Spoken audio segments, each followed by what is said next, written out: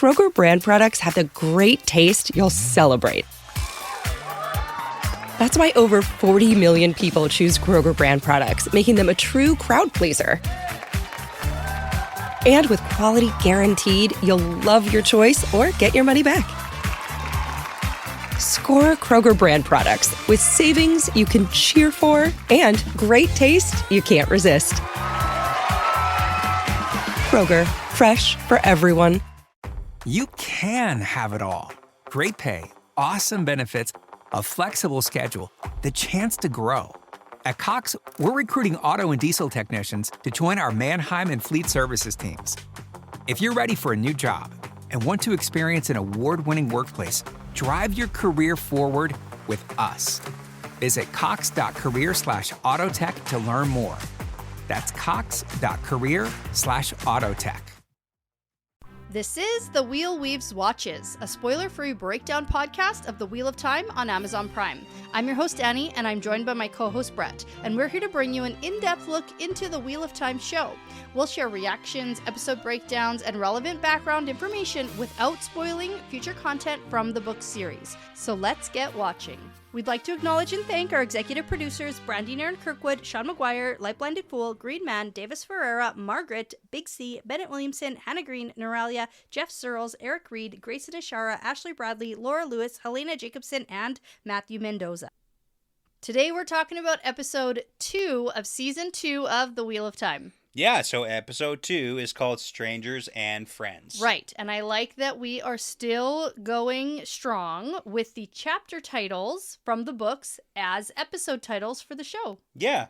And we have this episode which aired September 1st, 2023, because the first 3 episodes of season 2 were released on the same date. Yeah, it was very busy. It was busy. Very busy time. It was busy for us, for Okay. sure. Yeah, exciting though. Yeah. Okay, Yeah. so looking back at it, I'm glad we got to listen back. I feel like I speed talked my way through everything that happened in this episode. Like in our initial recap. Yeah, I was just like Or so like, excited. Yeah, like, oh my gosh, what just happened? Yeah, season 2 is fantastic. It really shaped up. Like Yeah. so many good plot lines here. Yep. And this episode, we have quite a few different dynamics going on here. Okay, so what I want to talk about before we get into anything, we have a recap Okay. at the top of the episode, and there's only a few things from season 1 of note Okay. in the recap. All right. One of them being Moraine threatening Leandrin about a man in North Harbor. That's going to be relevant. And then we also get a reminder about who Min is and the fact that she has viewings of the future. Yeah. Right? Because that's going to be relevant this episode. Also. And then we also get a touch of a recap that men go crazy when they channel the one power. Yeah. Also relevant. I'm starting to think these recaps are all about stuff that's going to come up in this episode. Everything else in the recap is from episode 1. Right. So. Yeah, for like what went down. Okay. Yeah, from last episode. I want to start us off by talking about my boy Rand, because we Ooh. get the opening sequence with him having these crazy visions of seemingly It's like a killing dream sequence. Yeah, like killing his friends, his loved ones, because we've heard that He's killing everybody up in here. Yeah, men who channel go crazy and kill the people they love. So we get him doing that to all of his friends. In a dream. In a dream. Yeah. Not in real life. It's not real. It's not real. It's not real, guys. It's a dream. Yeah. But then we do have the whispering in the background in his head throughout this entire episode. Okay. Yeah, so like the whispering of voices. Okay. Yeah, so it's kind of cool. And then it opens with him being with a woman A who lady we find out. in bed. Yeah, Celine. Celine. Mhm. His new landlady. The innkeeper slash lover slash emotional crutch. He's definitely paying for rent in sexual favors. Right? Yeah. And they even have the joke. Where it's like, oh, I can't pay. She's like, you're late on rent. Yeah.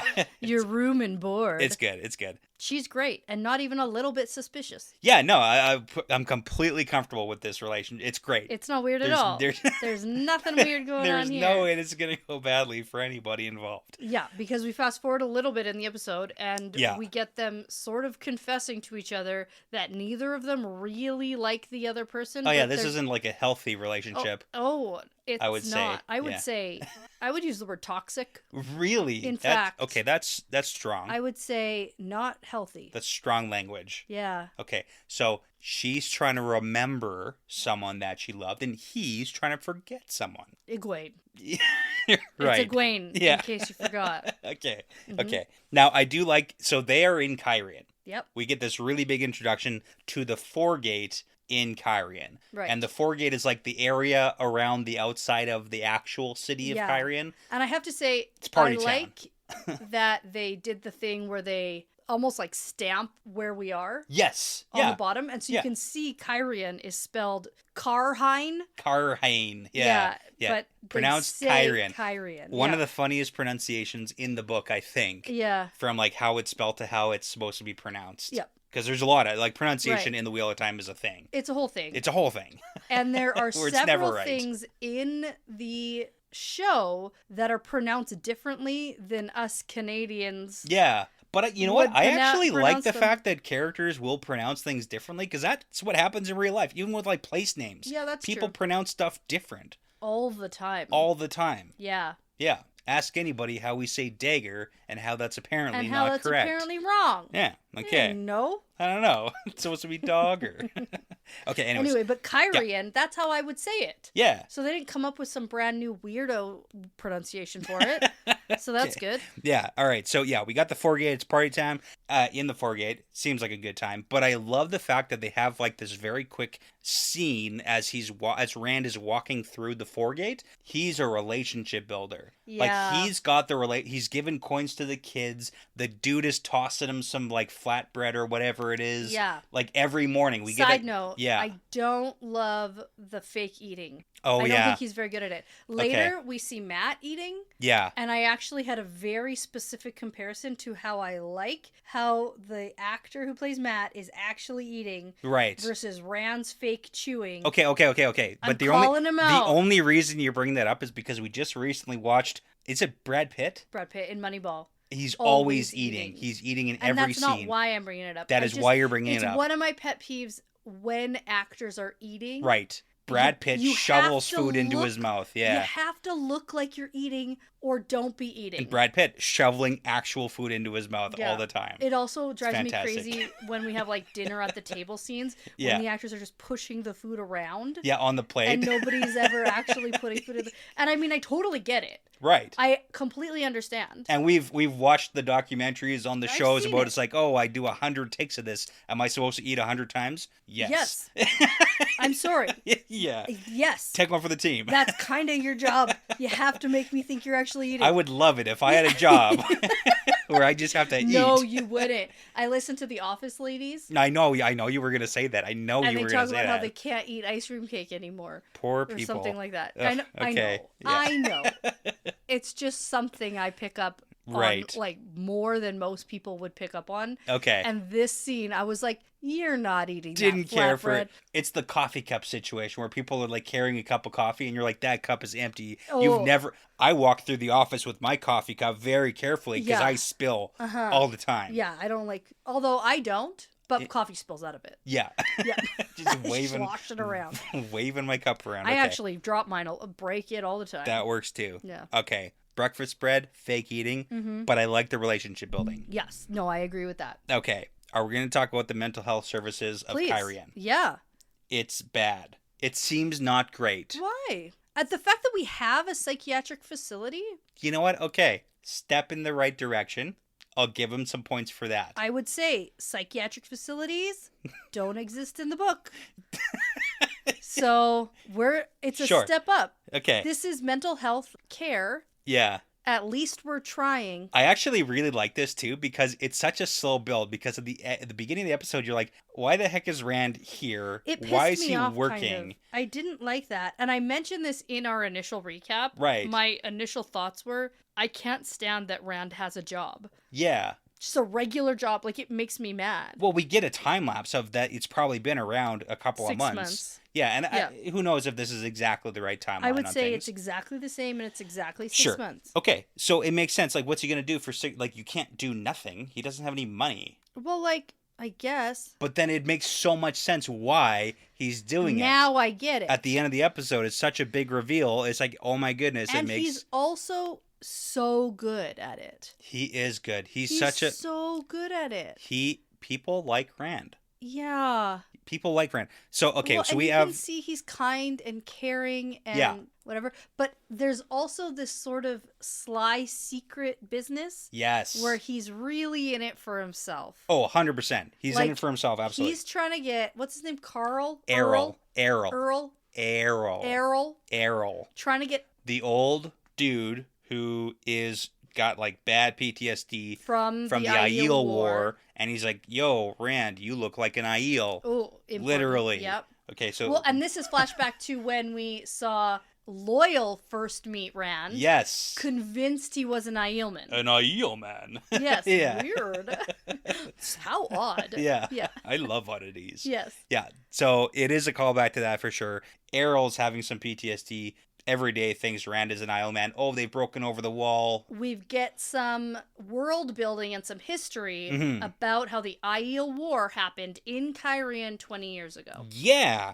Now, we know that Aiel are vicious fighters, according to Errol, and he saw one cut down a whole brigade, and the women are even more fierce. Let's talk about the cold open of episode 7. We've seen them. We've seen them. We have seen at least one Aiel woman fighter. It's like get a whole bunch of them in there. In labor. Yeah. Giving birth to Rand. I love it. And I love it so much. That is why, full circle, he looks like an Aielman. It is because an Aiel gave birth to him. It makes sense. Yes. As of right now. Yes. Okay, now Errol says something important I'm going to point out here. Once a Blade Master, always a Blade Master. But he misplaced his heron-marked sword. Yes. Now Errol and Rand are having like these mini lessons apparently on sword forms. And I love in the books because the sword forms are a way on the page to explain fighting with the sword without getting into the nitty-gritty of like sword fighting in a book. Yeah. So we get these titles, and some are actually from the book too.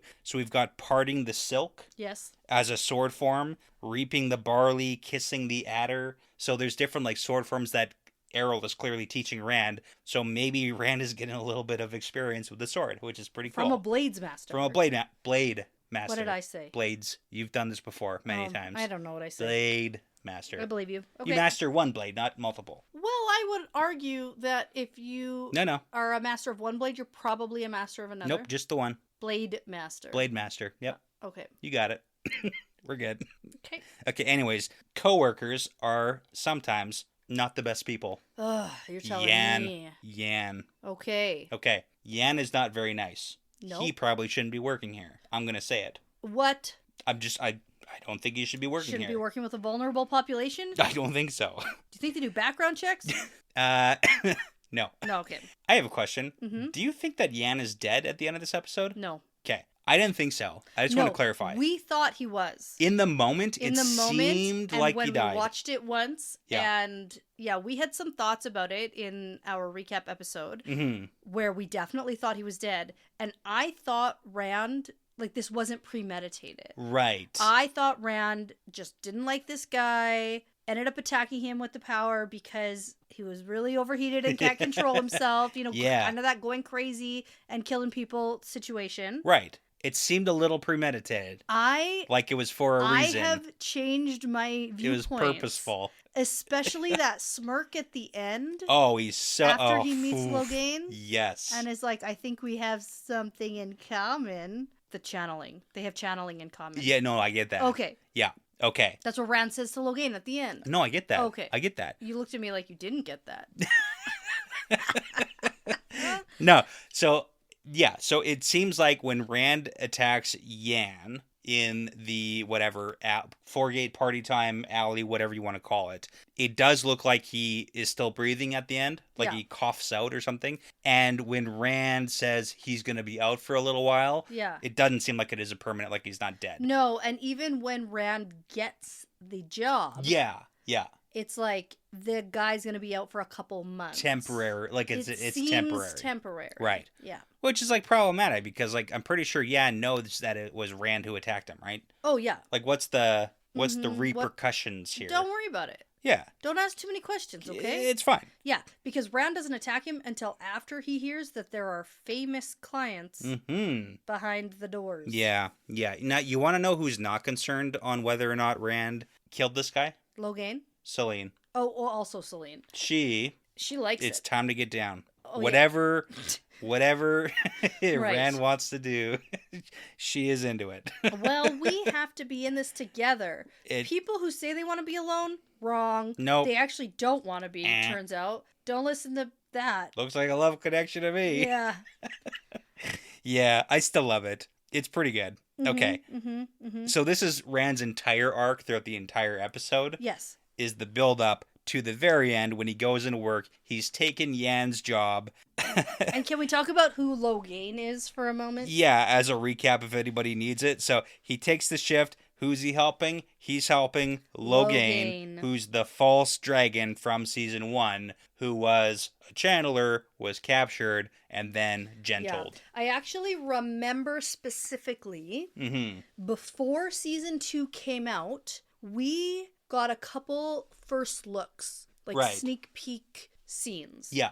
This scene, or a scene with Rand and Logain in this area, this gardened area, was one of the scenes we saw. And I remember being like, I don't understand how this is going to happen. Like, how do they put that together? Because we know Logain is in the tower being kept. Right, he was. Yeah. Yeah. And we know that Rand is, I was like, is Rand going to end up in Tarvalin? Like, what's going on? Yeah. What is going to happen? And so it was a lot of intrigue and a lot of speculation. And so the fact that Logain is, in fact, in this very specific psychiatric facility in Cairhien, and Rand has found his way here. Well, it is kind of cool. Yeah. So, like, after being gentled, he's put out of the tower. He's put into this asylum. Like, I don't know what you want to call it. Right.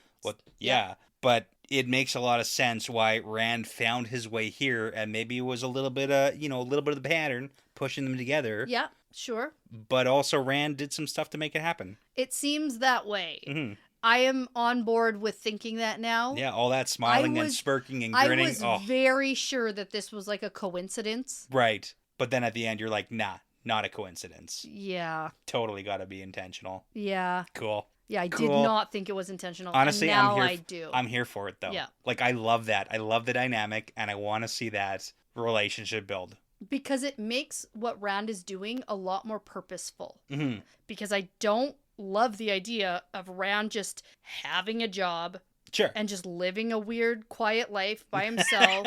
Yeah. You know what I mean? Yeah. I like the idea that this is furthering his plot line. Yeah. Because he's doing things purposefully. He needs someone to teach him how to do the things. Right. Right. And and so he found the guy who can teach him swords, and then he gets his way in to teach sword fighting, magicking, and then what else? I like that. Loving. There you go. Three things. Oh, loving. Selene. Yeah. Okay. Except I think Egwene taught him that first. Triple threat. Yeah. Okay. Okay, I think that's all for Rand. Okay, who's next? We're going to go for the area, because the tower is the next big plot. There's a lot of stuff that happens in the tower. In and around. We got, like, the girls, Nynaeve, Leandrin, we got Egwene, Elaine, like, we got the whole bunch of stuff happening. Okay. At the tower. So let's talk about Nynaeve, Leandrin first. Okay. This is definitely a dynamic that I kind of like. Okay. I like it. Yeah. Nope. It's interesting. It's good. I don't not like it. So Leandrin is trying to sway Nynaeve to the Red Ajah and also get her through the arches. Well, first she shows her an accepted. Right. Who is doing some weaves of her own and doing a healing. Yeah, the breakbone fever. And we get introduced to Crimson Thorn Root. Yeah, I like that they actually incorporate in the healing, they have the herbs and stuff. So it kind of makes it like a more, yes, it's magic, but also we incorporate. Yeah. Yep. Especially since it's Nynaeve. Oh, yeah, that really draws her in. Like, if Liandrin was thinking of showing Nynaeve this, Yes. and then not having her want to be a Yeah. yellow, like, Yeah. wrong move. Yeah.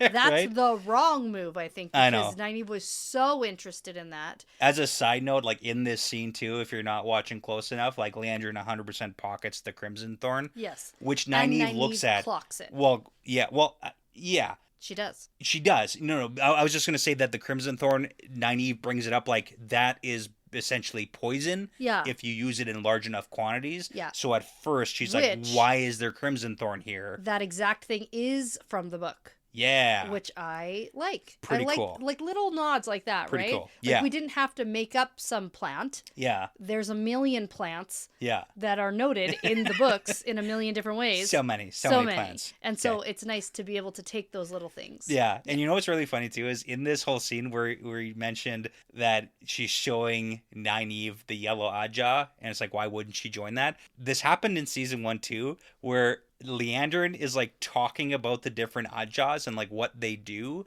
She's like, okay, the Browns, they're the library people. We got the Greys, they do like the statesmanship and the negotiation, whatever. The Yellows are healing, but Reds, we save the literal world. Yeah. I just always assume every Aja has Feels their that own. way about themselves. Yeah, it's like, these people do that and we do that, but like we do this. And you know what? We got more faction explanation in this episode. We did. Yeah. Yeah. So we get like a little bit more Yep. touch points on that too. Right. But it turns out Nynaeve loves healing. Yeah. She loves that idea. But think of it this way. The Reds healed the world from men Terrible who can channel. men. Yeah, exactly. Yeah, It's functionally still it's healing. even better. It's better than healing because you're healing the world. Uh-huh. You're welcome. Be a You're red. welcome, world. Uh-huh. Be a red. Here we go. Also, side note, the Accepted has pretty rainbow sleeves. That's true. And the Novices do not have pretty rainbow Yeah. sleeves. Yeah, accepted. So that's how you can tell the difference. Yeah, as accepted, you don't have to do everything that you have more freedom. Let's say it that way. Well, okay. So if we're talking about Accepted versus Novices, Sure. Liandrin is not allowed to train Novices. Only because they're dumb and they get killed or but die. she is allowed to train Accepted. They're less dumb. So let's get Nynaeve to not be a novice and go be an Accepted. Easy peasy. So let's talk about how that happens. The arches. Yeah. That's the trial the sisters go through to become accepted. You have to face your fears. And we don't really know what that looks like or what it is yet. Mm-hmm. But you got to face your fears. Turns out. Okay. Turns out. Now, before that happens, Okay. Liandrin clearly sets this plan into motion of Yes. getting Nynaeve to the point where she can be an Accepted. Yeah. So that she can teach her. And I have to say that I feel like that's a good move regardless of Liandrin's intentions. Okay. Let's get Nynaeve, who everyone knows is the most powerful channeler. In 1,000 years. In 1,000 years. She's also super stubborn. Like, why are and she's blocked. Yeah. Like, we're keeping her as a novice maybe because she's blocked and she's having that issue, but, like, we're working on it. But also, not like keeping her as a novice forever. On it, I know. But yeah. But keeping her as a novice isn't necessarily going to, like, make that better. Like, you're going to keep her as that forever. Washing dishes like, and then having her become more and more frustrated as people learn more and more. Yeah. Like, let's try some different tactics here. I'm not opposed to that. That's why that's why I kind of like Liandrin. Like, she's making real good points here. How dare this show make me like Liandrin? Right? Okay. Rude. They do that a couple times. It is so rude. And then specifically make us feel really bad for her. Yes. Because Nynaeve goes into stalker mode. Right. And then we also get a side note because what is a big castle tower without secret passageways? I love secret passages. So good. I love them. Yeah. So we have to have some of those. Mm-hmm. We follow Liandrin. And then we finally find out who the man in North Harbor is. Yes, her very old son. Right. Because I said I lived for a long, long time. Reminder, yep. She had a son, presumably a long, long time ago. That would make sense. Mm-hmm. And now he's super duper old, as it happens. Right. And so she's trying to, like, keep him alive or keep him from feeling pain. But doing a bad job of it. Bad job of it. Yeah, debatably the worst job of it. Doing the opposite of that job. Yeah, I feel like at this point, if she brought him to the Yellow Aja as just some old man, right, they wouldn't know it's her son. Not necessarily. And then they could actually get him like healing, and like if she actually like she clearly really cares for him. Yeah. But Well, she's trying to do this all on her own in a secret way, and that sounds bad. It's doing a bad job. It's just like, what are people going to hold against you? Because why would Leandrin care about any man ever? Like, there is a lot of that. But she's so schemy. Like, you think she could scheme up a plan. I feel like you could. You know, and she must have some allies in the tower who could help her scheme up a plan. Maybe, but like, do you admit that to the other Red Sisters? Like, how secret is this? It seems pretty secret. It and seems the fact that the most Moraine secret. knew Yeah. was like... And that was the button to push to 100% make her back off. Yes. Like, that was a big deal. Yeah, she really didn't think anyone knew about that. And then Nynaeve calls her out on doing the wrong thing. But, like, she's trying to be very sympathetic and empathetic towards Leandrin. Like, Nynaeve is... She's like, let me help you. Yeah, she's not aggressive. Because she's also, like, a bad stalker. Yes. Like, she doesn't just stay in the shadows. She just, like, stands in the doorway and is like, yeah. Hey. Hello, I'm here, and what you're doing is wrong. Yeah. And people love being corrected when they're wrong. Especially when it's like, you're actually hurting your child. Yeah, people love That's hearing the that. best. That's the best way to go about helping someone, Nynaeve. Right. Yes. Okay. So Leandrin slaps the pants off her. Slaps the pants off her, and there's some hard feelings. Yeah. Because the wheels were put in motion for Nynaeve's testing.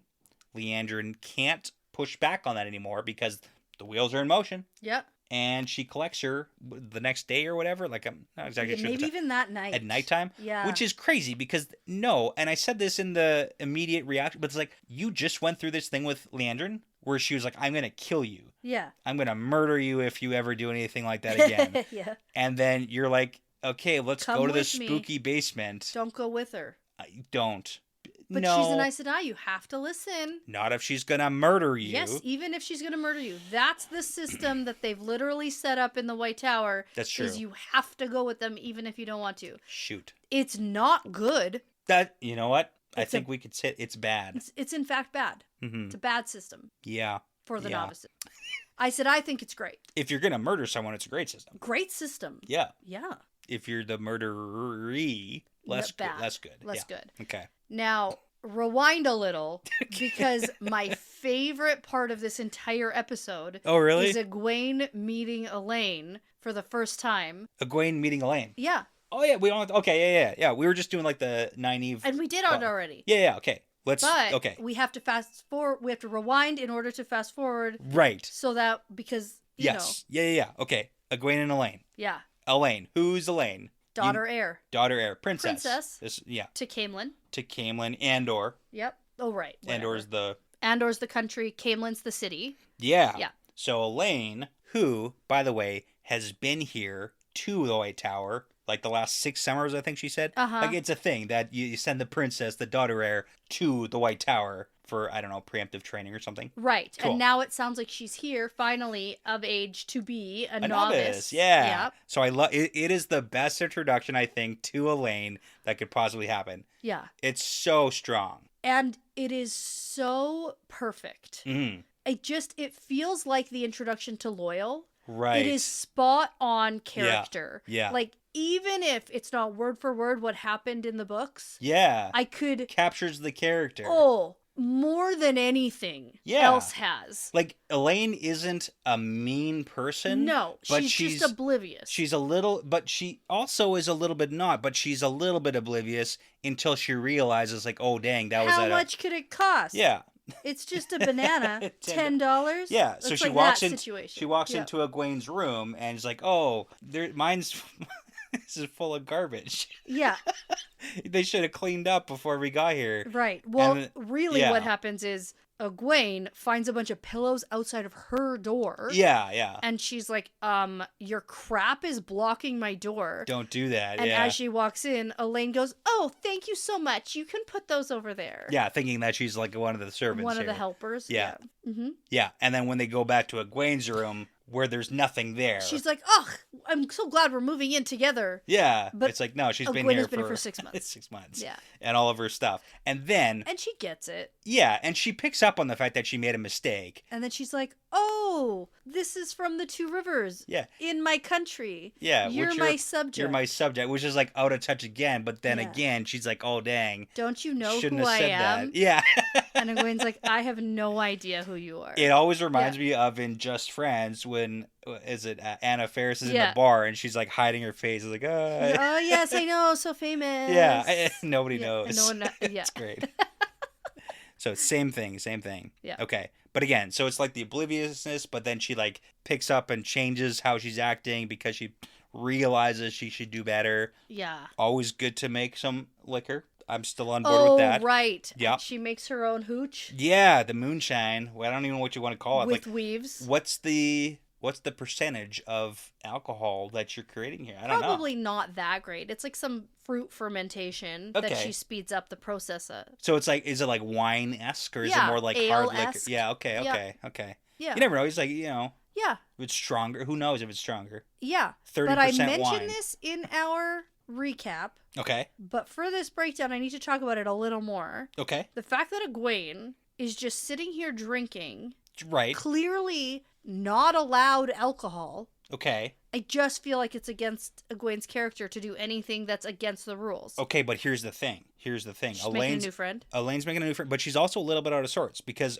a thing in this episode is that her relationship with Nynaeve is becoming very complicated. She has a heart-to-heart with Elaine, who she doesn't really know very well, that Nynaeve overhears a part of, where Egwene is saying she's not there when I need her, and she's doing a little bit of complaining. And everybody forgets that I'm there when Nynaeve is Right. there. And Elaine calls her out on being a little Jelly monster. Yeah, for sure. Like, jealousy isn't a good look on ya. I do love that. Yeah. But maybe that also pushed her to break a couple of the rules. Maybe. Yeah. Perhaps. But then the fact that Nynaeve overhears it and she Here's the feels thing, though. so hurt. I don't know that Egwene is like 100% a great rule follower. She likes the idea of people thinking she's a rule follower. Ooh. But I don't know that she actually follows all the rules all the time. She kind of does what she wants to do. In a way that she thinks is going to get her Yeah. in the good books, though. Yeah. Like, she was so uptight talking about sex with Alana last I mean, episode. even that is like a little bit different. That's more like, I don't know, her own personal. Too personal. That's like, yeah. Hoity-toity. Yeah. Like, that's not breaking the rules of the. Like, I don't think Egwene has any issues breaking towers if it gets her what she wants. Whatever that happens to be. Okay. Something to think about. Okay. Moving forward. Yep. I don't know. Who knows where we're going to go with that? No. Okay, and there are a couple other people we have to talk about who are currently being held in the tower. I think it's my favorite part of this episode. Okay, great. Let's get to it after a quick break. Okay. Okay, so we're back. Yeah. And before we get into Matt and Min, Okay. I do just want to point out that a piece of Elaine and Egwene's meeting, Right. we have Elaine who clearly has been schooled. Okay. Like professional, like education? She's been educated. Yeah. And she knows a lot of stuff. And we get a couple names. Okay. Yeah. Because she says to Egwene, some of the greatest pairings have come out of people who are novices together. Right. And so now she's implying that her and Egwene are going to be Best friends. and maybe some of history's greatest pairing. Maybe wow. they'll join it. A little foreshadow, you know? What, these characters on this TV show are going to be important? Oh my gosh. I don't believe it. Anyway, so she says something about Cadsuane and Elena. Yeah. Yeah. Okay, that's cool. Good to Name note. drops. Yeah. Okay. All right. Moving on to Matt, who is still being held captive in the tower by Leandrin. Yes. And she is bringing him sweet cakes that are not poisoned. Oh, yeah. For the record. For the record. If she wanted to kill him, She would have done it already. she would have done it or some way different. Yes, Not definitely. sweet cakes. Yeah. Okay. Agreed. Also, I want to have sweet cakes. They look like those Danishes. Yeah. Yeah, they do. Delightful. They look great. Yeah, they look fantastic. Okay. So, Leandrin says that she's been keeping Matt because they want to make sure that the dagger isn't still affecting him. And he's like, it's not. Yeah, it's not, and it's also Like, been what like do you 6 want months. from me? It's been Yeah. a long time. And she's like, I don't even know, but just eat your cakes. Yeah, well, it's kind of interesting that it's taken him so long. Like, if he's been in the tower for months,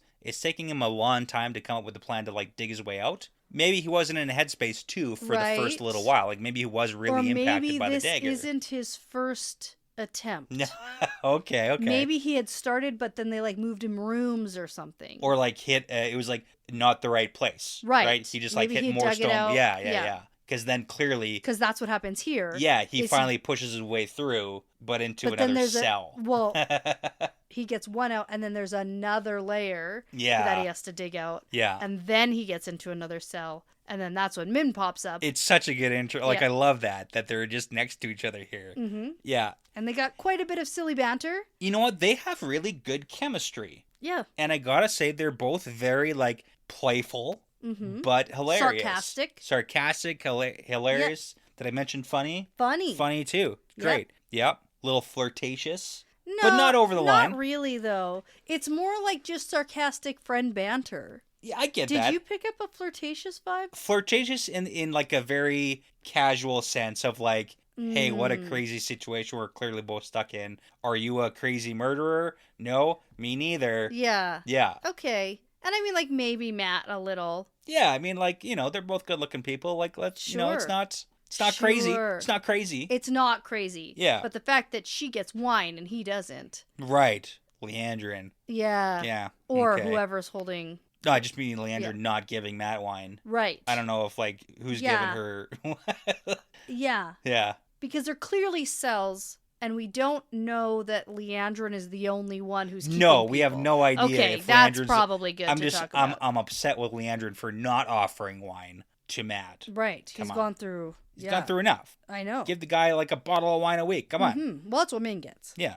And she's sharing. Yeah. So good that's for her. nice. Good for her. Okay. Yep. So they dig through together. She Yep. comes through. They have some wine. They hang out. And then she's like, I got to get back to my cell. Yeah, but first, check out this crazy ability I have, which is seeing the future. That's Do why you I'm want to see here. the future? Matt says no. No. I respect that. I like that. Interesting. Yeah. I would want to see it.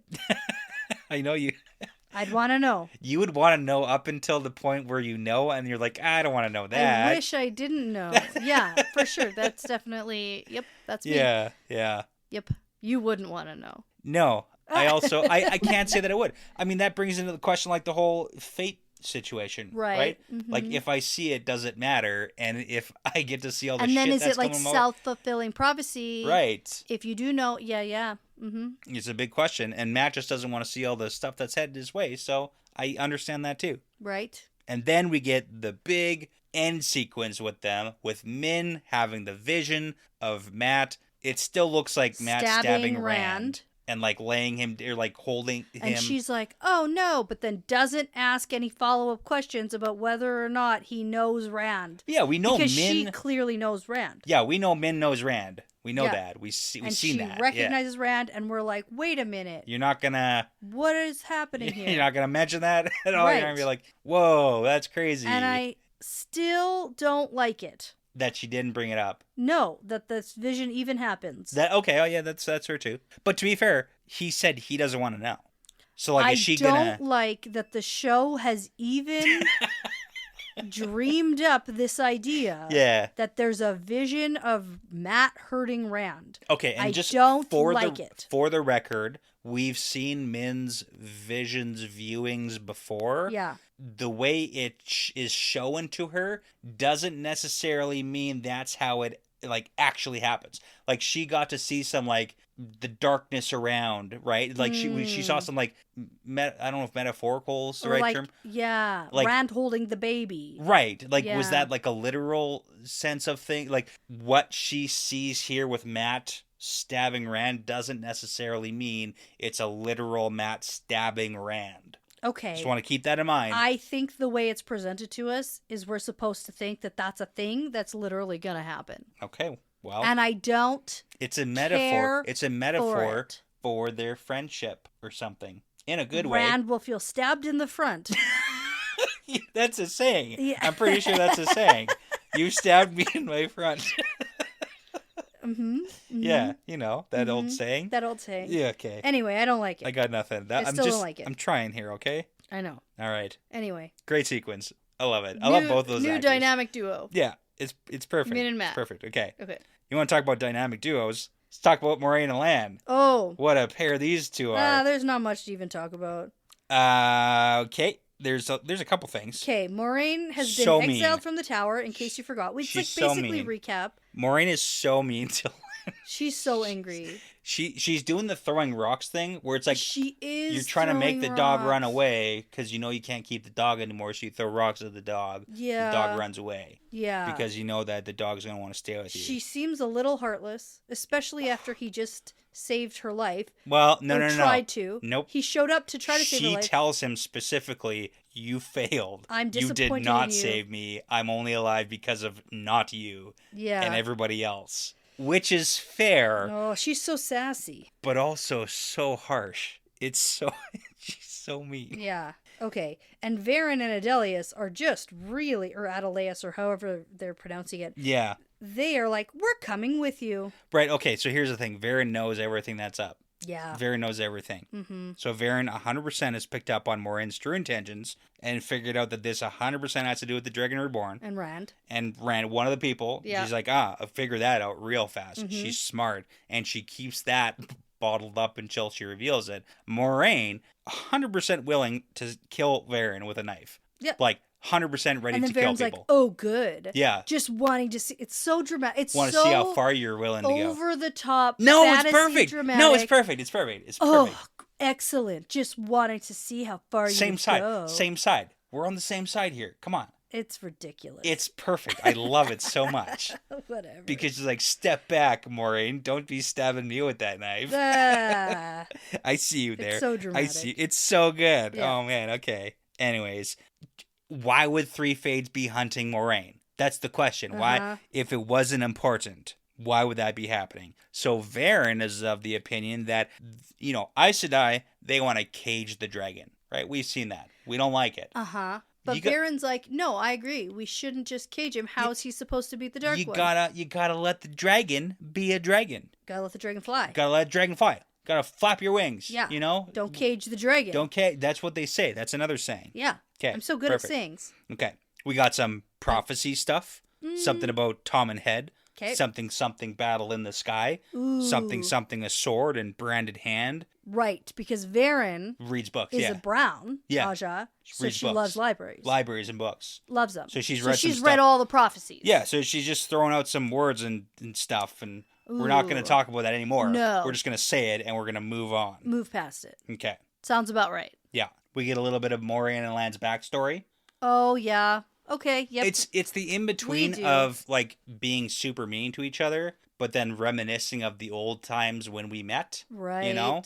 And then going it's back to a little being bit mean. of character relationship building for the viewer to Yeah. understand sort of why this is a big deal for Lan. Yeah. Well, I mean, we got to build 20 years or whatever of backstory, history. Yes. They met in Chachin, the Borderlands, and All then of that. Yep. yeah, Lan tossed her into a lake because she Hilarious. thought he was a bad guy and he thought she was a bad guy and something sneaking up good. on people. It puts them all on kind of like equal footing. It is good. Yeah. And it is a nod to some things we learn in the books. So yeah, I like definitely that. is. Yep. Yeah, it's a good story. Yep. Little recap on the last battle is coming. So Quendiar, what? not supposed to be breaking, but holy But moly, it it's is. breaking. Yeah. Okay. All right. Can we move on from them? Because they were not an interesting part of this episode for me. Okay, no, two more things. Okay. One, the sequence with Moraine and Lan ends with Alana is here with her two warders to take Lan.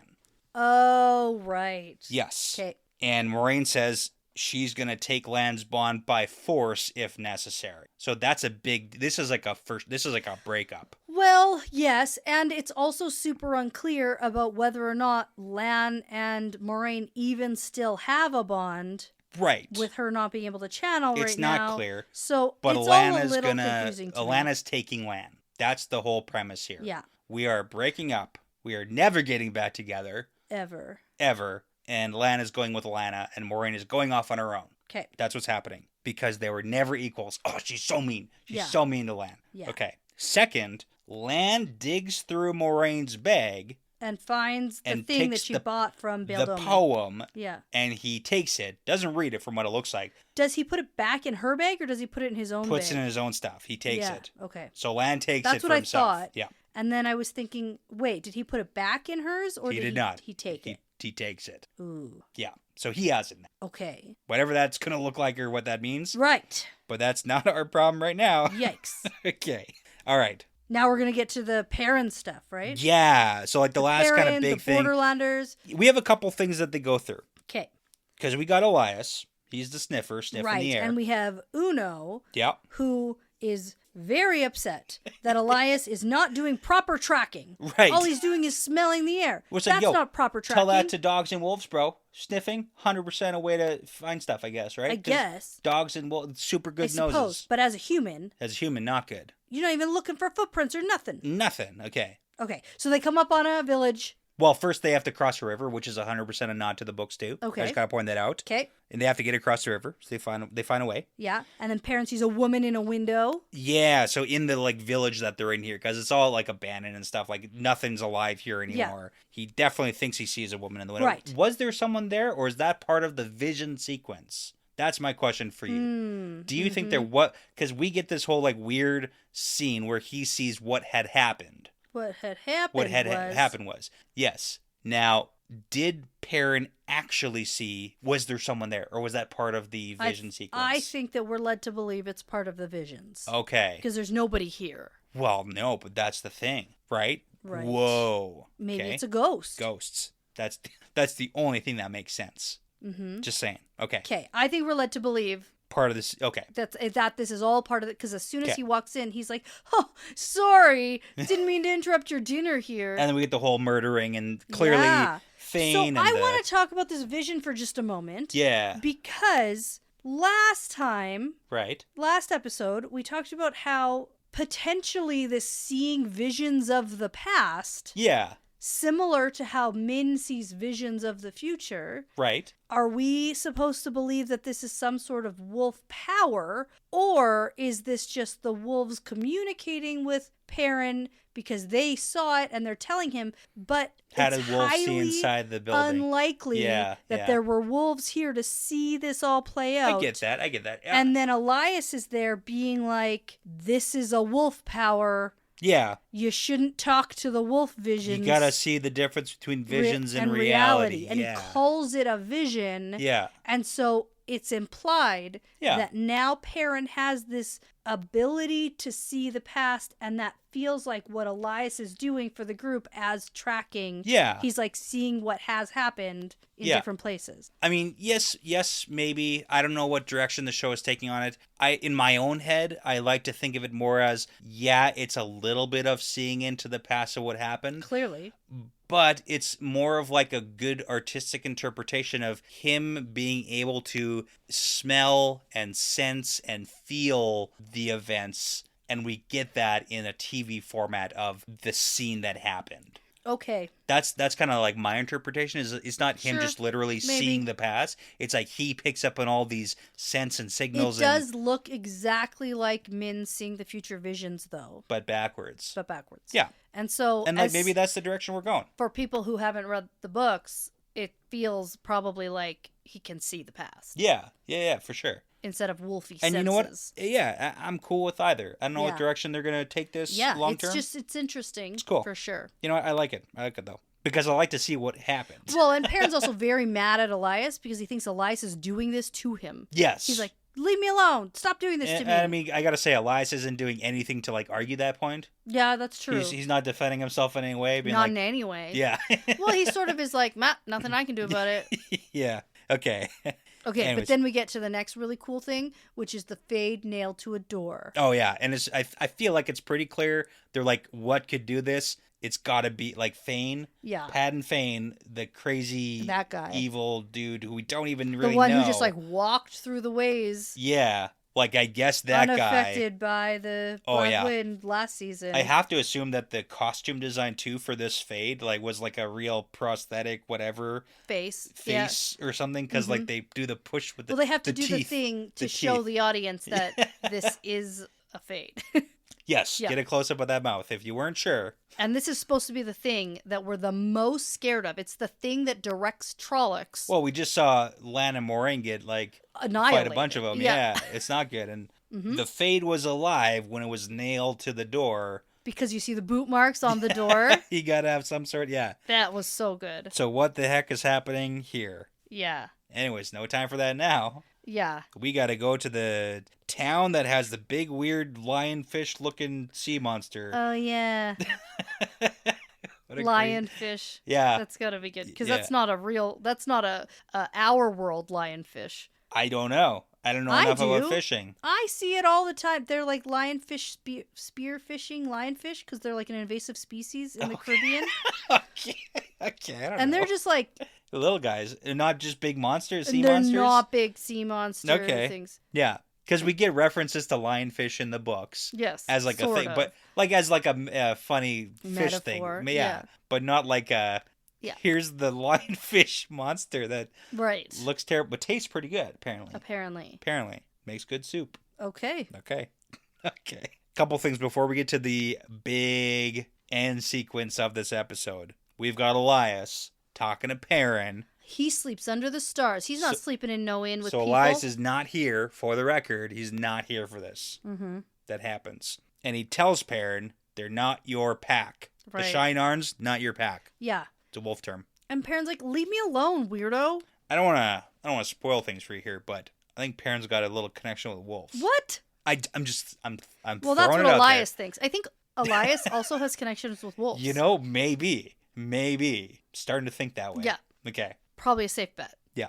Okay, nighttime comes. Oh, yeah. At Atuan's Mill. Atuan's Mill? Yeah. Atuan. Okay. Atuan's Mill. Yeah. Okay, cool. I don't know what that's in reference to. I missed it, if it's in reference to anything specific. Yeah, I don't think so. It's a place. It doesn't matter. It's a place. And we get the craziest battle scene I think we've seen so far. Oh, man. Okay, so at first, we have Perrin sleeping, and then there's people just, like, in his room with the craziest, scariest armor I've ever seen. Yeah, I said it originally on our first reactions, and I still believe it. The costume design is it's wild. It's so good. Well, and at first, you're not even sure if these are people. Yeah, you don't. Like, on the first glimpse, you're like, what? What creature is this? Yeah. Nah, it's a crazy helmet. Yeah. I love it. Yep. And you're also not sure if this is a Perrin dream. That's true, too. It could be that, but it's not. But it could be. It's not. This is real. Yeah. This is really happening, folks. Yeah. So immediately we know that they're not out here to kill everybody because they start dragging Perrin out of the room. And we also know they're not on our team. They are not with us. Therefore, they are against us. Yes. Okay. We get an awesome fight scene. Huge fight scene. Huge. We got the Shine-Arns fighting. Yeah. Who are a bunch of badasses, by the way. Yes. Like, they do some awesome, like, the fight choreography for this scene. Right. And we actually got the chance to talk to Guy Roberts, who is the actor who plays Uno, about this specific fight scene. So cool. They had to do night shoots. Yep. And he had a little tiny pinhole in his eye patch. Yeah. To like sort of see. And they would either set him up with either the shortest person or the tallest to make it like, so they had all this choreography and it was no improv for the fight scene. So for the most part, yeah. That's really pretty great. cool. Yeah. Okay. Now, Loyal's also a real big badass because he is tossing guys around. Oh, yeah. I think they really capture like, okay, so Loyal being an Ogier, big, pretty gentle, like soft-spoken, he likes books, he's smart. Yeah. But he goes into like this rage of like animalistic growling. Well, and it's clear that it's taking several of their soldiers with like ropes to even try to contain him. Yeah, and it's not really working. And then Perrin kind of comes in and helps a little bit. Like, give Perrin a stick. Yeah. Starts smacking guys off of him. Mm-hmm. And then Loyal, and I want to see Loyal fight more in the future because he is tossing dudes left and right. Yeah. He is throwing them back. Like, he is super strong in this. I love it. Mm-hmm. Mm-hmm. But anyways, the fight sequence, it's going okay until suddenly it's not. Because then we get the reintroduction of the Channeler ladies. From the end of season 1. That's right. The ones who came in on the boats. Yep. And when we start seeing the ladies with the almost gags in their mouths and they're wearing these big collars and they're the channelers, I noted that they're playing the same music in the background that they were playing when the big ships were coming in. Yeah, I mean, we got to see them as channelers on the boat as well. That's right. So, same. Huge wave. Yeah. And the question was, did that little girl on the beach survive, right? Yeah, I'm gonna say no. Probably not. Probably not. But one thing that was really cool, so in the scene where the channel, they're blowing the Shi'aran guys backwards with like the air and the whatever explosions. Yeah. But in that shot, you can see Loyal like standing against it. So all the dudes, like the Shi'arans, are being blown backwards, and Loyal is standing against it strong. Interesting. So he didn't get blown backwards, at least not at the beginning, anyways. But I thought that was just like a pretty cool little right, like extra bit there. Right. Okay. And then we get all of the fighting coming to a halt. Right. When a giant well, because this is like later, because that was the nighttime and now it's daytime. Yeah. Okay. So they were all like knocked out, whatever. Everyone's collected for the leader of this crew to come in. To be brought in on a giant Prince Ali platform. Yeah, palanquin or something. Palanquin, yeah. We didn't know the word then, and I still don't really know it now. The fact that it's a giant pyramid. Right. It is so enormous. When I think of a palanquin, whatever. Whatever when I think of that, I don't think of a ginormous thing. Well, here it is. Yeah. Now, the cool part is this lady has the super long nails that we saw in the Dark Friend social. We saw someone with similar nails. Similar nails. We don't know if it's the exact same person. Right. It could be a similar, like the same culture, different position. Like, we don't really know. But for sure, one of these people, bad guy. We don't know if it's this person. No, we don't. Yeah. But we do see the number one bad guy in the series so far. Right. Ishamael standing up on this thing as like an advisor to the person on the throne. So didn't die. Is back. Maybe never left. And then we did get Moraine telling Lan at some point this episode that we didn't kill the Dark One. Right. We just set his lieutenant free. Right. Yeah. Or his lieutenant, depending on what country or language. And the Forsaken / Chosen, they are uber powerful, super old, they know everything. And they're all breaking free. Oh, so that's good. Bad. I mean, depends on who are you cheering for here. Right. Up on that palanquin. I can't say it. I know, so choose a different word. Up on the platform. Say a different word, man. People are going to be like, why can't you say it? Say the big square thingy. The big pyramid. Big platform. At the top. It's so funny when you really only read words and then you have to like say them out loud. Difficult. Like, when in my life do I ever say that? Anyway, so up there we have lady face covered with long nails sitting down on the throne. Yep. We have Ishamael, bad guy. Yep. And then we also have another sort of advisor who's also wearing some sort of face mask situation. Mm-hmm. And just as a fun fact, side note, that actress in real life is married to Guy Roberts, who plays Uno. Yeah. And so they're on opposing sides. Right. Hilarious. In the show, married in real life. Not in the show. Not married in the show. As far as we know. Yeah. I think it's pretty safe to say that they are not. Yeah. So that's pretty funny. Mm-hmm. Okay. Yeah, Jessica Boone. That's the actress up there. Yeah. Yep. So this is not a great situation for our hunters for the horn. You could say that. And we also are unsure of Ishamael's connection to these people. Oh, yeah. Like, we don't necessarily know for sure that these people are evil. Yeah. Because he could be undercover. For sure. As some sort of advisor. Yeah, we have no idea. Pulling some strings. Assuming that they know his real identity, like, that's not for sure at all. Right. But we also don't know for sure that they don't know his real identity and aren't evil. So I'm gonna go on a limb, and I'm gonna say either they're evil or not evil, bad guys or not bad guys. Right. Yeah. And what I really, really, really appreciate about the Wheel of Time in general is that we have lots of different facets of bad guys. Right. Or villains. Yeah. Or antagonists. Yeah. It's not always cut and dry, evil versus good. And you could also say it's like almost never cut and dry on the evilness of people. Right. Yeah. And so I kind of like this. It's like, oh, we have this opposing force. Yeah. But we don't really know who they are, and we don't know what's going on. They're just sort of like invaders. Right. And we're going to need more information. Right. Okay. We are. But now, as we get closer to season 3, I'm enjoying this breakdown. We are veering off and merging some plot lines from the book. Yeah. But it's an interesting way. Well, then it has to happen. It has to happen. This is how we adapt things to TV. Yeah. And we're here for it. From what I know, with my TV experience. Knowledge. Yeah. I assume this is what has to happen. Exactly. Yeah. Okay, so that'll do it for this episode. And as we say around here, it's part of the pattern now. Yeah, it's part of the pattern.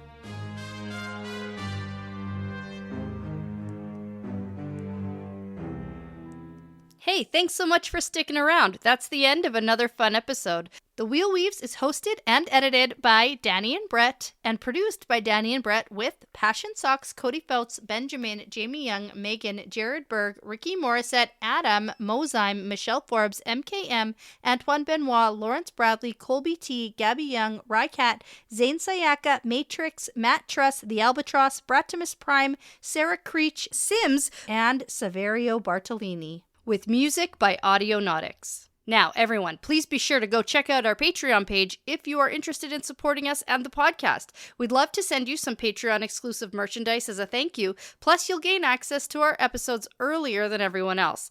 And, at the time of recording, we have almost 50 bonus episodes for your listening pleasure. Find all that and more at patreon.com/thewheelweavespodcast. As always, please be sure to give us a 5-star review because it really does make a huge difference in helping other people find us. And be sure to tell a friend, Riyadh, because referrals really are the best compliment. For general information about our show, like how to send us shot glasses, how to join our Discord, and how to get in touch with us, visit thewheelweavespodcast.com. Thanks again for listening. This really is part of the pattern now.